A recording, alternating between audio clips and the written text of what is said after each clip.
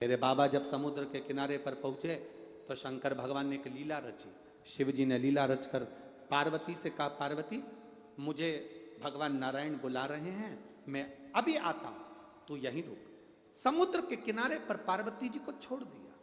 माता पार्वती समुद्र के किनारे पर रुकी।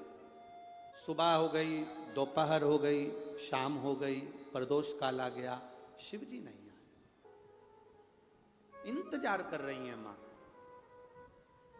रात होने लगी, पार्वती को याद आया आज तीज का व्रत है मेरा, प्रभु तो आए नहीं।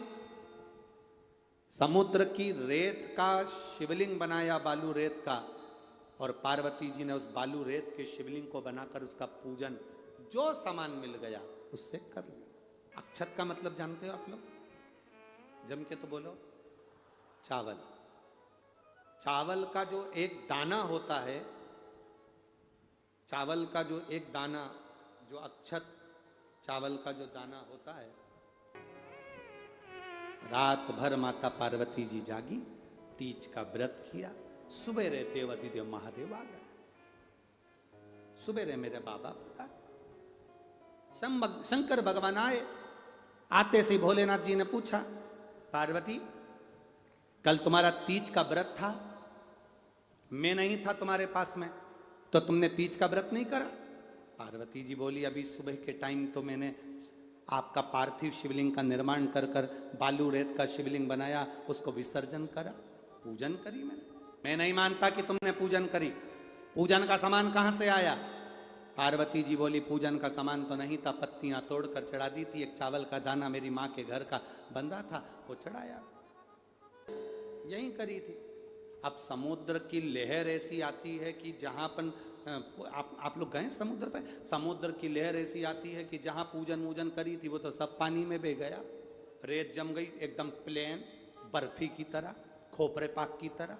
कहां करी थी पूजन? पार्वती जी बोली, यहां करी। पूजन तो कहीं दिख ही नहीं रही, पूजन तो कहीं पर नजर ही नहीं आ रही। पार्वती जी बोली, हमने पूजन यहीं करी थी, आपको विश्वास नहीं है? नहीं, आपने पूजन करी तो पूजन जहां होती है वहां कुछ ना कुछ थोड़ा बहुत तो होता। भगवान बोले पूजन होती है तो कहीं ना कहीं कुछ ना कुछ तो मिलता है, आप बताओ मुझे यहाँ पर क्या है? पार्वती जी बोली, बड़ी गजब फंसी आज तो मैं। अब इनको कैसे बताऊं कि पूजन मैंने करी थी और यहीं पर करी थी, कैसे बताऊं? सामने गौ माता खड़ी थी। पार्वती जी ने कहा, रुको अभी रुको, मैं पूछवाती हूं मैंने तीज की पूजन करी कि नहीं करी। पार्वती जी ने गौ माता को आवाज लगाई, मैया आओ।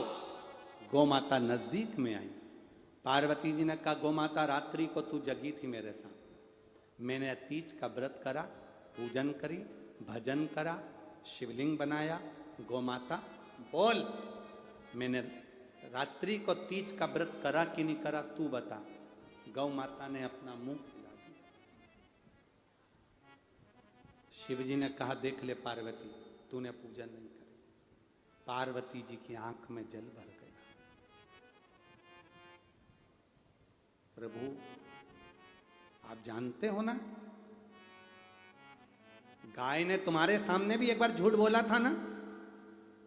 शिव जी कहते हैं, मानता हूं, पर आज तो तू प्रूफ दिलवा रही ना। गाय माता ने झूठ बोल दिया।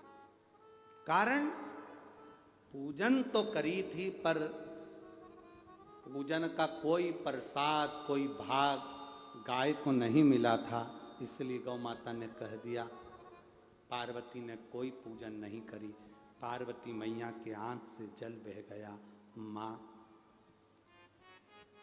तू पूजनीय है,